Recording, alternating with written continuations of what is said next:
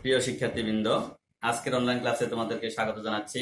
প্রিয় বন্ধুরা, আজকে আমি তোমাদের জন্য অষ্টম শ্রেণীর গণিত বিষয় থেকে চক্রবৃদ্ধি মুনাফার অনুশীলনী থেকে অনুশীলনী 2.2 থেকে দুটি অঙ্ক করার চেষ্টা করব। আশা করি তোমরা মনোযোগ সহকারে ক্লাসটি অনুসরণ করবে, তাহলে তোমরা উপকৃত হবে।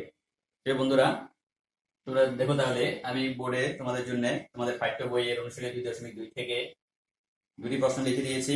প্রথম প্রশ্নটি হচ্ছে, বার্ষিক শতকরা 10 টাকা মুনাফায় 5,000 টাকার 3 বছরের সরল মুনাফা ও চক্রবৃদ্ধি মুনাফার পার্থক্য কত হবে?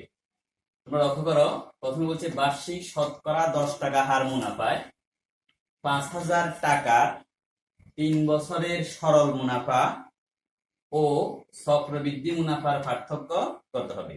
এই প্রশ্নটি সমাধান করার জন্য সংশ্লিষ্ট দুটি সূত্র আমাদের ধারণা থাকতে হবে। আমি প্রথমে তোমাদেরকে সূত্রগুলি দেখিয়ে দিচ্ছি। আগে যেহেতু এখানে সরল মুনাফার বিষয়টি উল্লেখ করা আছে, তাহলে আমরা আগে জানতে হবে সরল মুনাফা কিভাবে নির্ণয় করা হয়, কোন সূত্রের সাহায্যে সরল মুনাফা নির্ণয় করা হয়।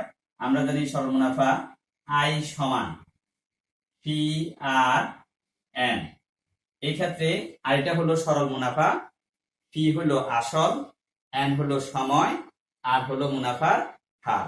আমরা এখানে মূলধন অথবা আসল পি এর মান, মুনাফার হার আর এর মান এবং সময় এন বসিয়ে সরল মুনাফা নির্ণয় করতে পারবো। এবং চক্রবৃদ্ধি সংক্রান্ত চক্রবৃদ্ধি মূলের সূত্র হলো সি সমান P into 1 plus R whole to the power n. এই ক্ষেত্রে যথারীতি পি আগের মতোই, পি সমান আসল হবে, আর হলো মুনাফার হার, এন হলো সময়, আর এই সি হবে সবৃদ্ধি মূল, চক্রবৃদ্ধি মূল অথবা চক্রবৃদ্ধি মূলধন। মুনাফা এবং আসল দুটা মিলে চক্রাকারে কি দিয়ে প্রকাশ করা হয়? সি দ্বারা প্রকাশ করা হয়। তাই বন্ধুরা, আমরা এই দুটি সূত্রের সাহায্যে আমরা সরল মুনাফা বের করব এবং চক্রবৃদ্ধি মুনাফা বের করব, বের করে তার পার্থক্য নির্ণয় করব। আমরা প্রথমে 8 নম্বর প্রশ্নের সমাধান নির্ণয় করতেছি।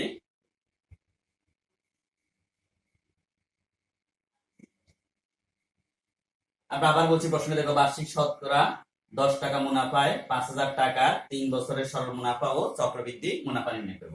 প্রথম আমরা লিখিনি এখানে আমাদের কি কি উপাদানগুলি দেওয়া আছে। এখানে আসল পি সমান 5,000 টাকা, তারপরে সময় এন সমান 3 বছর, তারপরে মুনাফার হার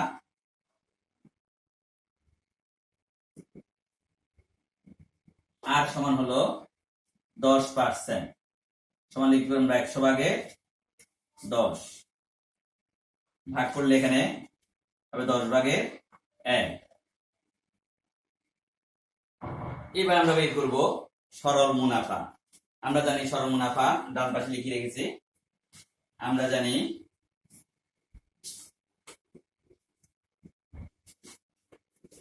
সরল মুনাফা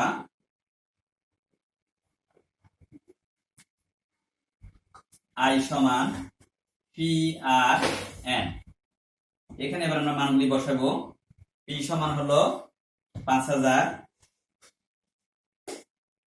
গুণ আর সমান হলো 10 ভাগের 1 গুণ এন সমান হলো 3। এখানে যদি আমরা 10 দিয়ে বা 5,000 কে ভাগ করি, তাহলে আর থাকবে এখানে 500 গুণ 3 সমান হলো 1,500 টাকা। বন্ধুরা লক্ষ্য করো, আমরা সরল মুনাফা আই এর মান পেলাম 1,500 টাকা। এবার আমরা চক্রবৃদ্ধি মুনাফা বের করব। আর চক্রবৃদ্ধি মুনাফা বের করতে হলে আমাদেরকে আগে বের করতে হবে চক্রবৃদ্ধি মূল। আবার আমরা চক্রবৃদ্ধি মূলের সূত্র জানি, সি সমান P into 1 plus R whole to the power n. এখানে আমরা আবার মান বসাবো। পি এর হলো 5,000 গুণ 1 যোগ আর এর মান হলো 10 ভাগের 1 whole to the power n এর মান হলো 3 টাকা, সমান হবে 5,000 গুণ, এখানে লসাগু করে যোগ করলে হবে 10 + 10 + 1 হল 3 সমান হবে 5000 গুণ 10/11 হোল কিউব হোল টু 3 সমান হবে 5000 গুণ 10/11 কয়বার হবে 3 বার গুণ 10/11 গুণ 10/11। এখানে যদি এবার এই 10 দিয়ে প্রথমে 5000 কে ভাগ করি, আবার 10 দিয়ে 500 কে ভাগ করি, তারপর 10 দিয়ে 50 কে ভাগ করি, তাহলে আমাদের ভাগফল আসবে 10 3 বার গুণলে 1000, 1000 দিয়ে 5000 কে ভাগ করলে আর থাকবে 5 গুণ 11 গুণ 11 গুণ 11 সমান হবে 11 3 বার গুণ, তারপরে তার সাথে 5 গুণ ভাগ করে দেখা দিয়েছি এখানে 11 গুণ করলে হবে 121, তার সাথে আবার যদি 11 গুণ করি 1 2 1 1 2 1 1 2 1 3 2 1 3 1, তার সাথে যদি আবার 5 গুণ করি তাহলে হবে 5 1 5 3 5 15 5 হলো 1 5 65 আর 1 66 6655 লিখলাম আমরা 6655 টাকা। লক্ষ্য করে আমরা চক্রবৃদ্ধি মূল পেলাম 6655 টাকা, আর সরল মুনাফা পেলাম আমরা এখানে 1500 টাকা। আমাদের যদি চক্রবৃদ্ধি মুনাফা বের করতে হয়, এই চক্রবৃদ্ধি মূল থেকে আমাদেরকে আসল বাদ দিয়ে দিতে হবে। আসল বিয়োগ করে ফেললে তাহলে এখানে বের হবে চক্রবৃদ্ধি মুনাফা। এই অংশটুকু আমরা ডান দিকে লিখছি, আমরা লিখতে পারি এবার, সুতরাং চক্রবৃদ্ধি মুনাফা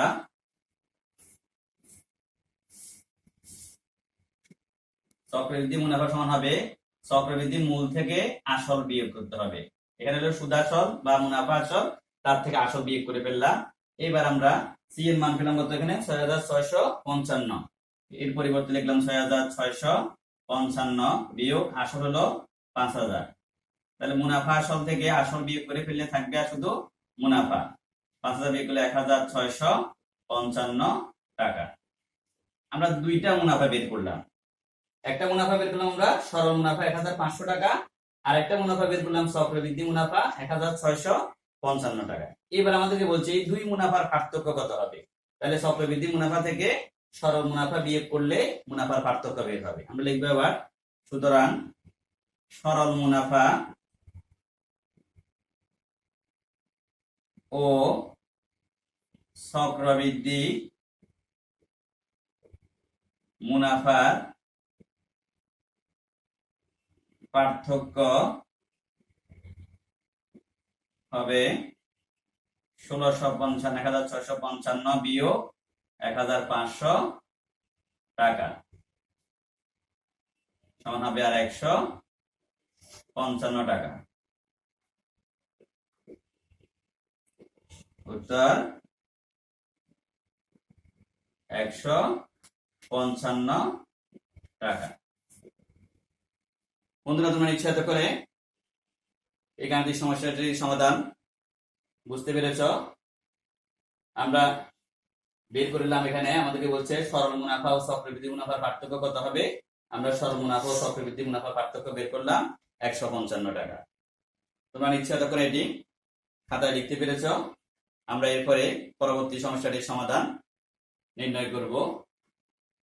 এই জন্য আমরা প্রথম সমস্যাটির সমাধান বোর্ড থেকে মুছে নিচ্ছি।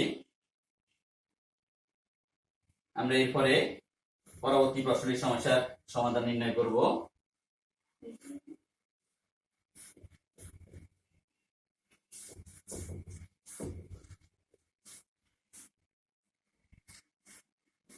পরের প্রশ্নটি খেয়াল করো, 11 নম্বর প্রশ্নটি আমরা বোর্ডে লিখে রেখেছি। আমি প্রথমে প্রশ্নটি পড়ে শোনাচ্ছি, লক্ষ্য করো। কোন শহরে বর্তমান জনসংখ্যা 64 লক্ষ, শহরটির জনসংখ্যা বৃদ্ধির হার প্রতি হাজারে 25 জন হলে 2 বছর পর ওই শহরের জনসংখ্যা কত হবে? আমরা এটি জনসংখ্যার হিসেবটি আমরা চক্রবৃদ্ধির মুনাফার সূত্রের সাহায্যে বের করব। এই জন্য আমরা প্রথমে লিখে নিচ্ছি যে মানগুলি এখানে দেওয়া আছে, আমরা এগুলি লিখে নিব।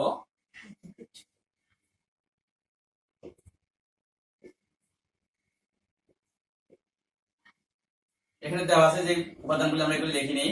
প্রথমে জনসংখ্যা দেওয়া আছে, বর্তমান জনসংখ্যা দেওয়া আছে 64 লক্ষ। বর্তমান জনসংখ্যা, এটাকে আমরা আসলের সাথে তুলনা করব। জনসংখ্যা পি সমান হলো 64 লক্ষ।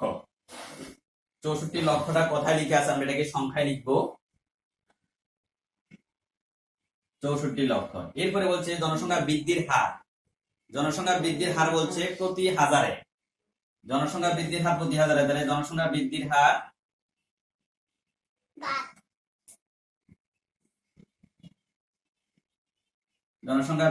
হার আর দিয়ে প্রকাশ করা হয়। এটা হবে 1000 ভাগের 25।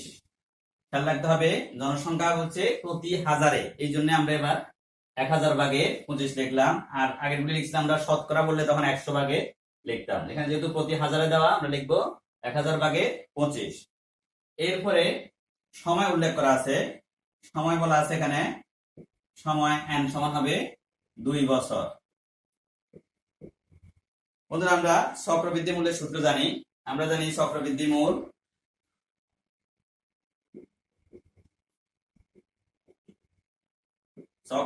মূল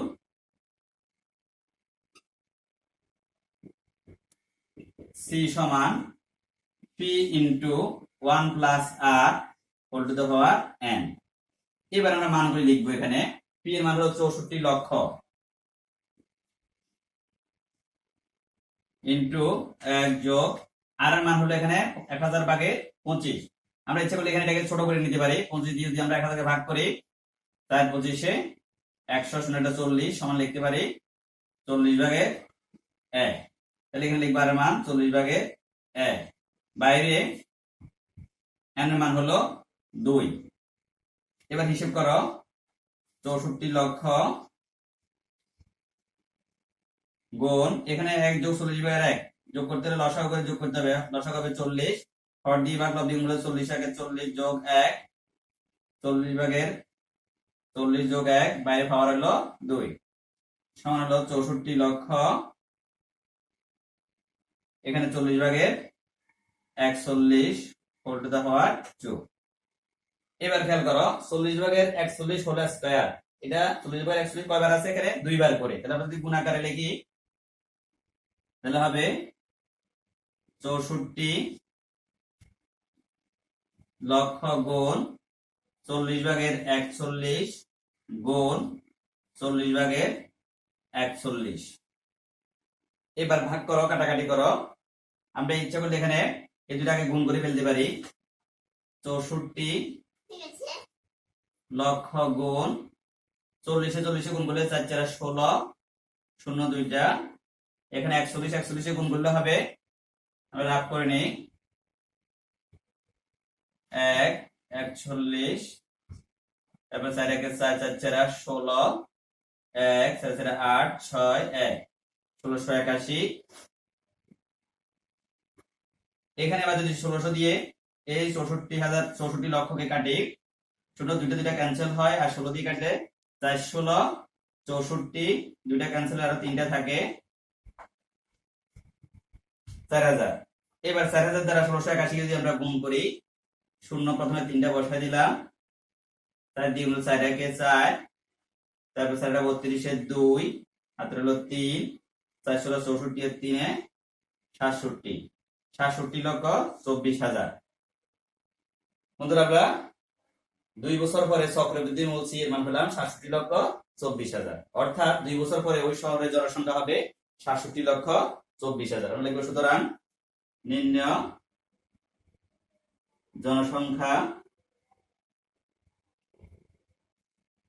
জনসংখ্যা হবে 67 লক্ষ 24,000 জন। উত্তর 67,24,000। প্রিয় বন্ধুরা, তোমরা নিশ্চয়ই এতক্ষণ মনোযোগ সহকারে তোমাদের অনুশীলনী 2.2 থেকে আমরা যে দুটি অঙ্ক করেছি এই দুটি মনোযোগ সহকারে দেখেছ। আশা করি তোমরা বুঝতে পেরেছ। মনোযোগ সহকারে তোমরা অনুসরণ করলে তোমরা নিশ্চয়ই উপকৃত হয়েছ। আমরা পরবর্তী কোনো ক্লাসে আবার তোমাদের সাথে কোনো ক্লাস নিয়ে হাজির হব। আজকের ক্লাস এই পর্যন্তই। ভালো থাকবে, সুস্থ থাকবে। আল্লাহ হাফেজ।